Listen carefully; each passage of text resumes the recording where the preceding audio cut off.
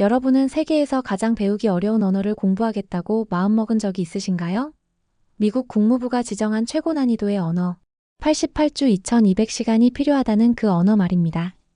15년 전 제가 처음 한국어를 배우기 시작했을 때만 해도 미국에서 한국어를 배우는 사람은 손에 꼽을 정도였습니다. 하지만 지금 K-팝과 K-드라마의 열풍 속에서 한글은 전 세계 젊은이들이 가장 배우고 싶어하는 언어가 되었습니다. 많은 사람들이 한글은 쉽다고 말합니다. 하지만 그것은 시작에 불과합니다. 자음과 모음을 익히는 것은 쉽지만 한글이 담고 있는 깊이 있는 철학과 문화를 이해하는 것은 평생의 여정이 될 수도 있습니다. 높임말의 섬세함, 한 단어에 담긴 수천 년의 역사, 시와 문학에 담긴 우리의 아름다움까지 제가 발견한 한글의 세계는 그만큼 깊고 신비로웠습니다. 오늘 저는 한글과 함께한 제 15년의 여정을 들려드리려 합니다.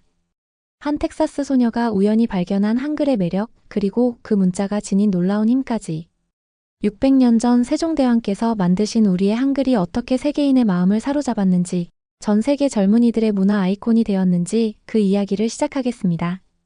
시작하기에 앞서 구독과 좋아요 그리고 알림 설정도 부탁드립니다. 여러분의 관심이 영상을 만드는데 큰 힘이 됩니다. 안녕하세요. 저는 워싱턴 포스트의 동아시아 특파원 케이트 밀러입니다.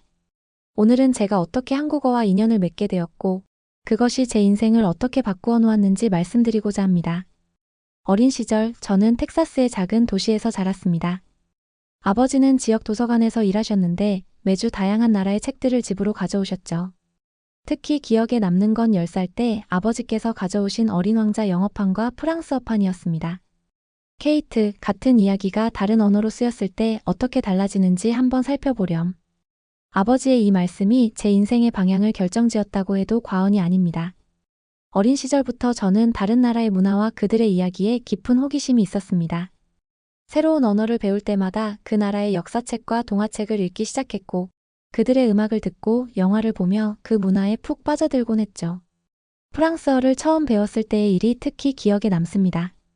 단순히 문법을 익히는 것을 넘어서 프랑스의 시인들이 쓴 시를 읽으며 그들이 바라본 세상을 상상했고 샹송을 들으며 그들의 감성을 이해하려 노력했습니다.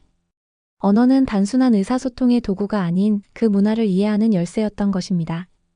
2007년 시카고 대학교에 입학했을 당시 저는 이미 프랑스어에 능통했고 포르투갈어와 스페인어도 배우고 있었습니다. 복수 전공으로 국제학을 택했는데 이는 제가 늘 세계 각국의 문화와 사회에 관심이 많았기 때문입니다. 하지만 어딘가 갈증이 있었습니다. 제가 배우는 언어들은 모두 영어와 비슷한 뿌리를 가진 유럽 언어들이었기 때문이었죠. 전환점은 우연히 찾아왔습니다. 국제학 수업에서 과제를 준비하던 중 미국 국무부의 한 자료를 접하게 되었습니다. 외교관들이 각 언어를 배우는데 필요한 시간을 분석한 자료였는데 거기서 한국어라는 단어가 제 시선을 사로잡았습니다. 미국 국무부는 영어 원어민이 외국어를 배우는데 걸리는 시간을 기준으로 언어를 1등급부터 4등급까지 분류했습니다. 1등급 언어들은 스페인어, 프랑스어, 이탈리아어처럼 영어와 비슷한 언어 구조를 가진 것들로 24주에서 30주면 습득이 가능했습니다. 2등급은 독일어, 인도네시아어 같이 조금 더 복잡한 문법 구조를 가진 언어들이었고 36주 정도가 필요했죠. 3등급에는 러시아어, 태국어, 힌디어처럼 영어와는 전혀 다른 문자, 체계를 가진 언어들이 포함되어 44주의 학습이 필요했습니다. 그리고 한국어는 아랍어, 중국어, 일본어와 함께 가장 높은 4등급에 분류되어 있었습니다. 영어 사용자가 배우기에 가장 어려운 언어들이었죠. 유창해지기까지 88주, 약 2200시간이 필요하다고 했습니다. 저는 그 순간 결심했습니다. 바로 이거다. 완전히 새로운 도전을 해보자. 2007년, 2008년 당시만 해도 미국에서 한국어를 배우는 일은 흔치 않았습니다. 제 한국어 수업에는 단 8명의 학생만이 있었고 그중 절반은 한국계 미국인이었습니다. 대부분의 학생들이 취업에 유리한 스페인어나 중국어를 선택하던 시기였기에 한국어를 선택한 저는 꽤나 특이한 케이스였던 것 같습니다. 하지만 한국어를 배우면서 제가 발견한 것은 단순한 언어 그 이상이었습니다. 같은 국제 뉴스라도 한국 매체와 미국 매체의 관점이 너무 달랐고 그 차이에서 오는 새로운 시각이 저를 매료시켰습니다. 마치 다른 렌즈로 세상을 보는 것 같았죠. 언어는 제게 새로운 세상을 보여주는 창문이 되어가고 있었습니다. 첫 수업을 듣던 날 김 교수님께서 하신 말씀이 아직도 기억에 선명합니다.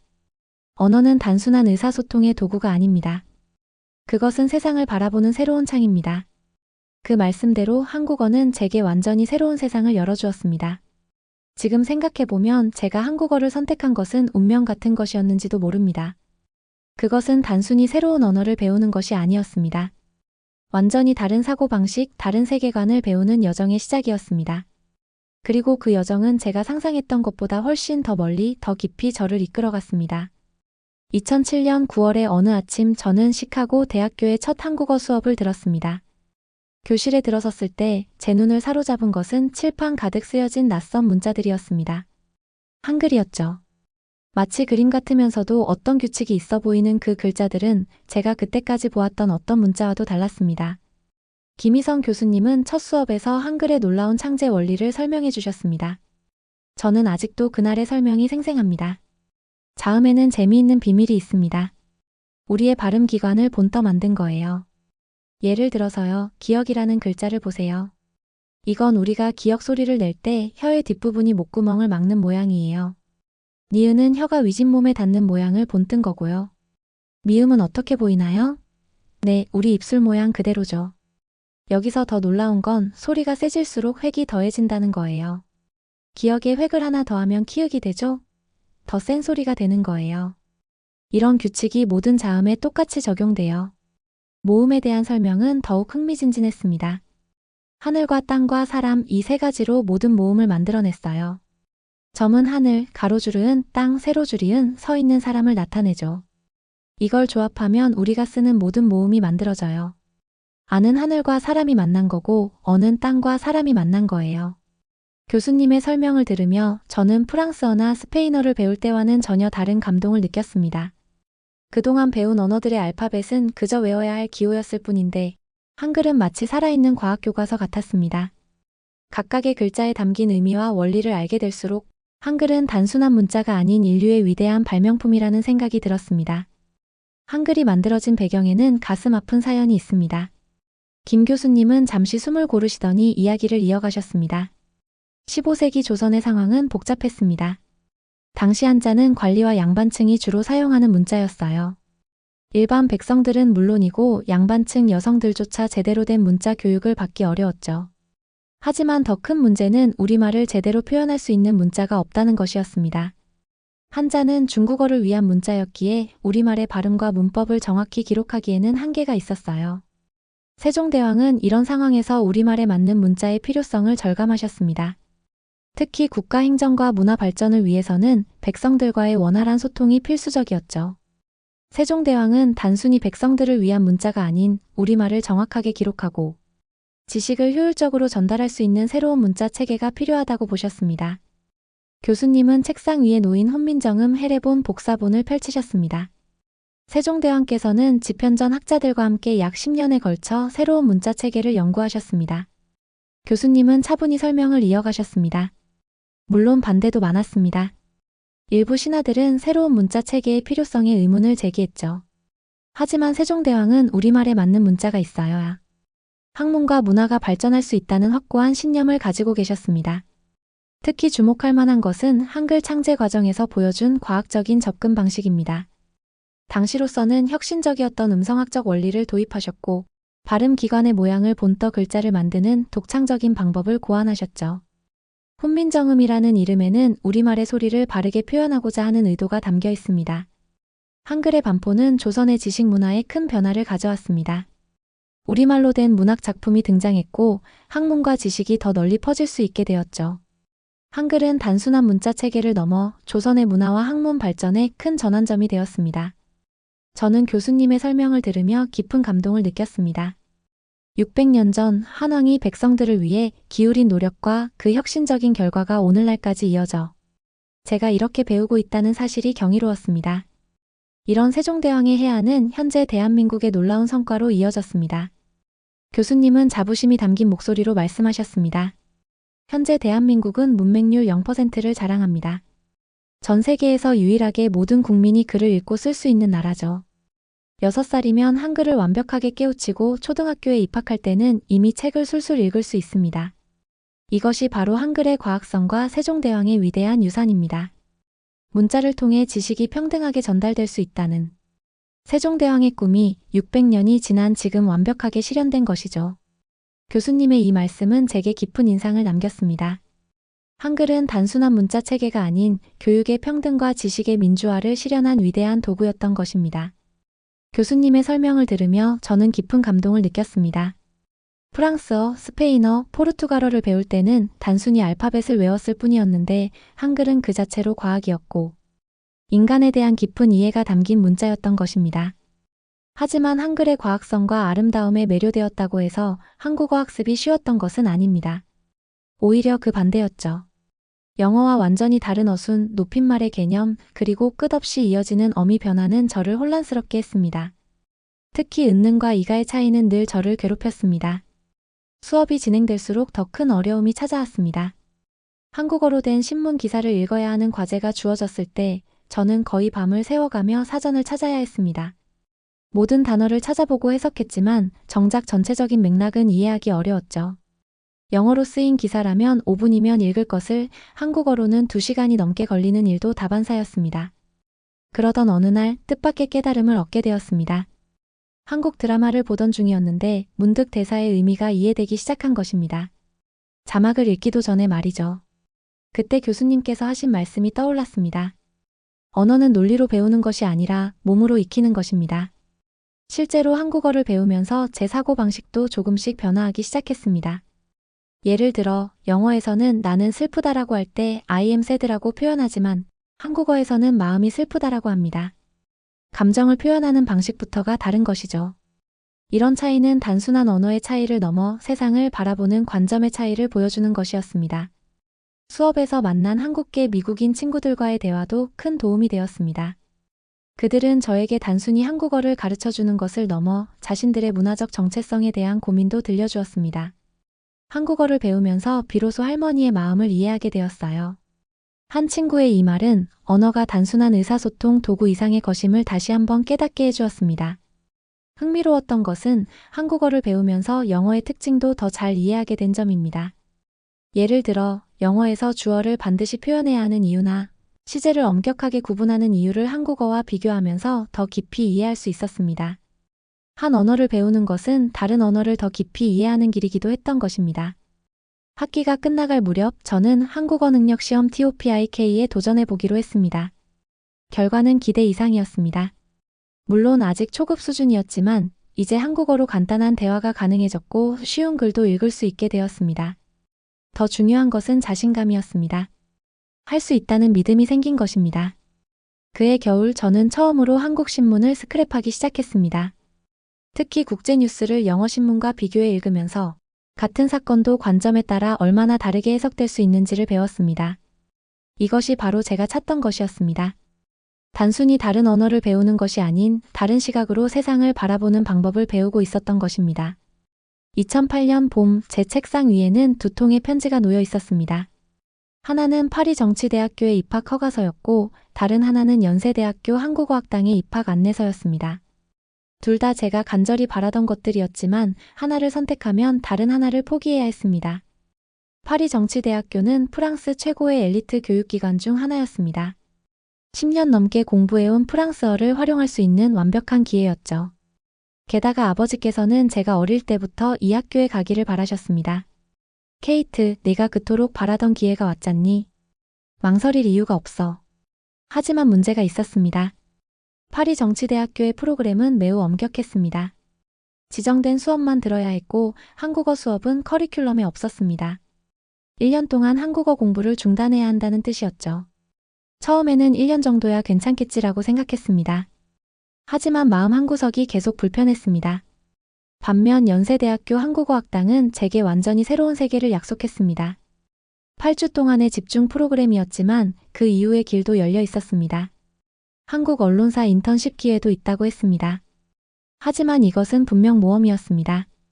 한국어를 시작한 지 겨우 1년밖에 되지 않았는데 그것을 위해 확실한 미래를 포기한다는 것은 무모해 보였습니다. 고민이 깊어질수록 잠을 이루지 못했습니다. 도서관에서 밤을 새우며 두 학교의 커리큘럼을 검토했고 선배들의 경험담을 찾아보았습니다. 하지만 답은 나오지 않았습니다. 더 큰 문제는 부모님의 반대였습니다. 지금 네가 파리 정치대학교를 포기한다면 그건 내 인생 최대의 실수가 될 거야. 절박한 마음에 김희성 교수님을 찾아갔습니다. 늦은 오후 캠퍼스 카페에서 교수님과 마주 앉았을 때 저는 거의 울먹이며 제 고민을 털어놓았습니다. 교수님, 저 어떻게 해야 할까요? 파리에 가면 분명 좋은 기회들이 있을 텐데. 하지만 한국어를 포기하고 싶지 않아요. 교수님은 한참을 말없이 커피를 저으시더니 뜻밖의 이야기를 들려주셨습니다. 나는 원래 피아니스트였어요. 교수님은 오버린 음대에서 피아노를 전공하셨다고 했습니다. 수많은 콩쿠르에서 수상하며 성공가도를 달리고 계셨죠. 하지만 우연히 시작한 한국어 교습 아르바이트가 인생을 바꾸어 놓았다고 합니다. 처음에는 그저 용돈을 벌기 위한 일이었어요. 하지만 학생들이 한국어를 배우며 성장하는 모습을 보는 게 피아노를 치는 것보다 더 가슴 뛰게 했죠. 많은 사람들이 반대했어요.